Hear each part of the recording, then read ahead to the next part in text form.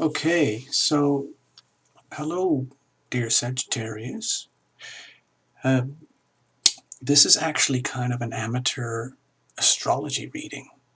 I'm an enthusiast. I'm not a professional, but I do it every day for myself just to help me get through my own life. It's like my spiritual GPS, okay?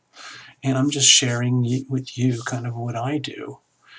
And I just hope it helps, okay? Now, the reason I'm doing it is because this is a really big, important eclipse coming up, and it's the last of them for the next 19 or 20 years. So let's make the most of it. It also happens to be very big because we have so many planets. Let me just give you an overview, like I've done with all the other readings, for just Pisces and Neptune and 12th house energy and in the first place, because this is where the eclipse is happening right here for you. So with Pisces energy, Neptune, 12th house, for a lot of folks, it's a very, very difficult energy to understand, to integrate into their lives. It's in your chart somewhere, but some people it's stronger than others. On the high vibration frequencies of Neptune energy, it's about connection to the divine. It's your spirituality. It's your gateway to the will of heaven, to allow the energy of heaven to move into you and through you and outside to the world, to bring the will of heaven to the world. Okay? And it's a place of your spiritual beliefs. It's a place of imagination. It's a place of angels and spirit. It's a place of meditation. It's a place of dreaming, of visioning. It's the place of psychic awareness. It's the place of like mediumship, clairvoyance, clairaudience, clairsentience. And it's wonderful that that energy is working properly, but it's kind of like fog. And you want to grab it and manipulate it. It's very hard to hold fog in your hands. It's nebulous. It has no substance, no boundaries. It's just everywhere. It's the place of universal love, where we are all one. We're all connected. We're all one, and we're all individual at the same time. The fish is in the ocean. Okay? Now, on the lower vibration shadowy side of Neptune, it's a whole other thing. And this is the energy that's very hard for most people to handle. The way I understand it, it's kind of like it's the energy of the end, the trash can, the dumpster, the waste grounds, the graveyards, the disposal unit. It's the basement where you never want to go. It's the attic where you never want to go. It's the big trash can where you don't want to go. The kitchen drawer that's really nasty. It's where we stuff all the crap in our lives that we're not willing to deal with, that we don't want to deal with, or we just simply can't handle. We're doing it subconsciously, and things can get really gross here.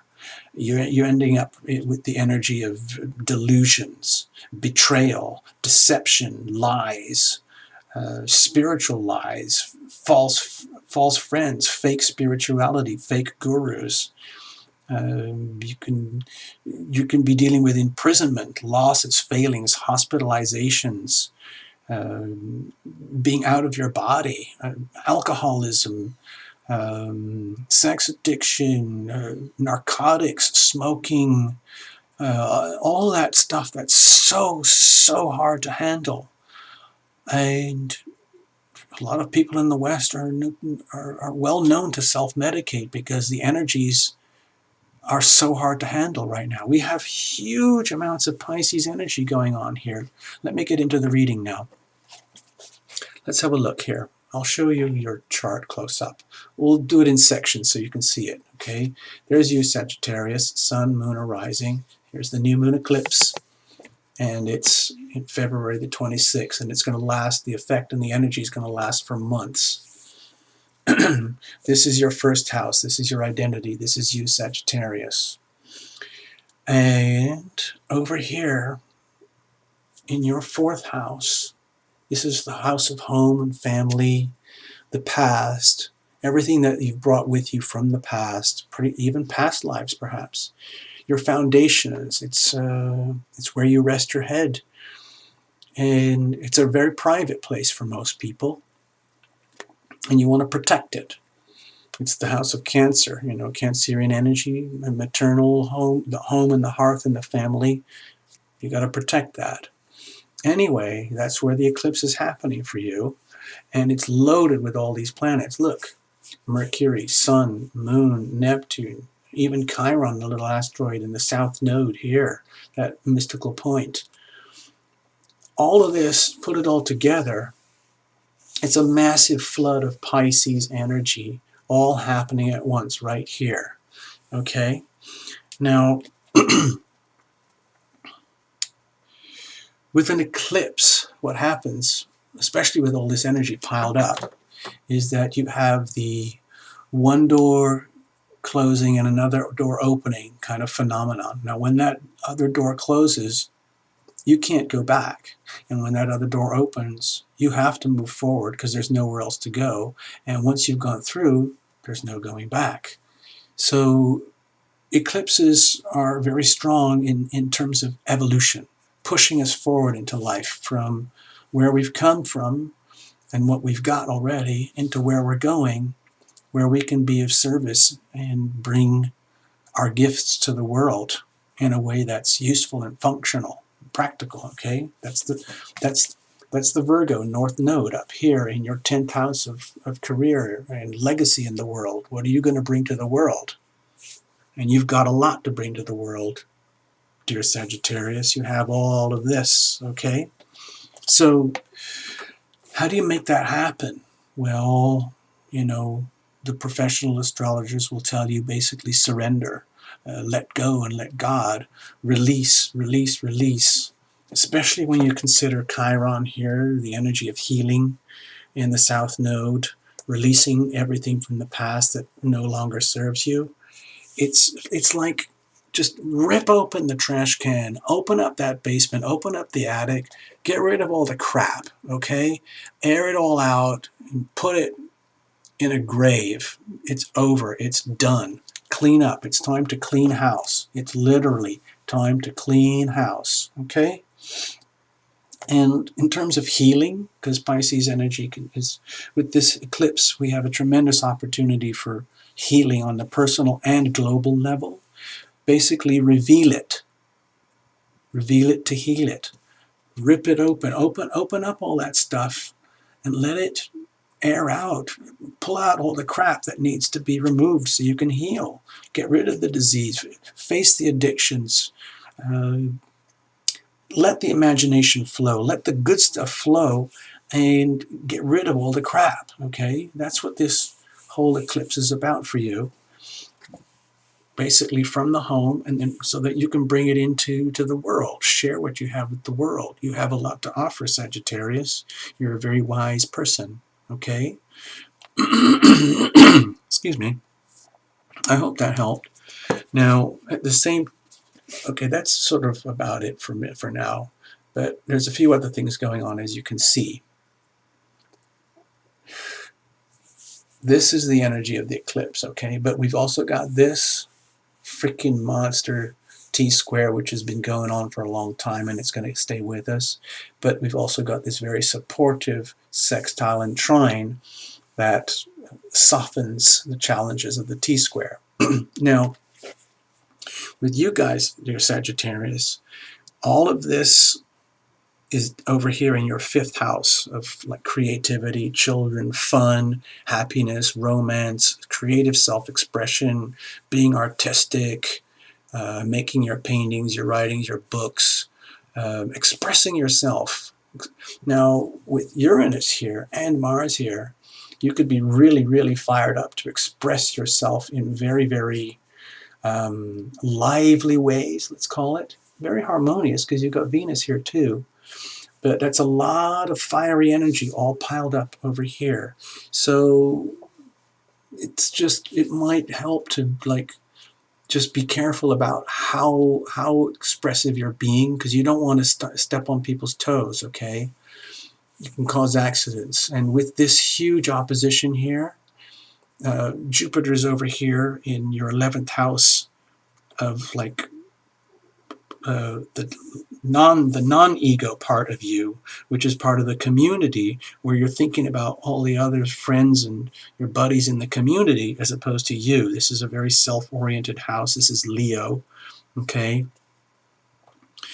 Now, getting this balancing act done properly can be a challenge, but it has to happen, and this is a golden opportunity here for that to happen. Because if you can figure out how to be your own unique self in creative self-expression here, and at the same time allow for others to share that with you and you to share that with others in your sense and your world of community, then you've become a gift to the planet. And this is hard to do, and Pluto is not going to let you have any like easy way out. You have to do it. Pluto is pounding on this very strongly. Pluto is in Capricorn right here in your house of self-worth, your own natural talents, your beliefs about what is, and your possessions, your money. So Capricorn right here is putting pressure on here and here for you to be your own unique self. At the same time, compromising and allowing for others in the context of relationship. This is all about relationship, okay? So it might feel very up and down. You might have some awkward moments as you're trying to figure this out, but it has to be done. There's no way out. And it could be challenging at times, a bit bumpy. Okay, I'm using soft language, by the way. Now, at the same time, with this huge relationship challenge here, you're getting a lot of support because you've got Jupiter over here in Libra and Saturn in Sagittarius and a fat trine over here, Saturn with Aries. So you've got a lot of support. Saturn, it happens to be in your sign right now. See that? Saturn is in Sagittarius in your first house. So you might be feeling pressured, like, oh God, you know, someone's always watching over my shoulder, making sure I do everything right. But it's almost over. So make the best of it. Take real advantage of this sextile and this trine to work out this energy of creative self-expression, you're being your true identity. Make friends with Saturn, okay? Make friends with Saturn. Be good friends with Pluto. These guys, you don't want to cross these guys, okay? They're not going to let you get away with anything. So make friends with these guys, all right? Overall, especially with this energy here, with the Pluto, with the Pisces eclipse, it's really, really about how do I do that? How do we make all this stuff happen? Since this is the dominant energy, the way you do it, the actual actions of getting through this is literally to surrender. It's literally let go and let God. Now, for a lot of people, that's the hardest thing in this life to do.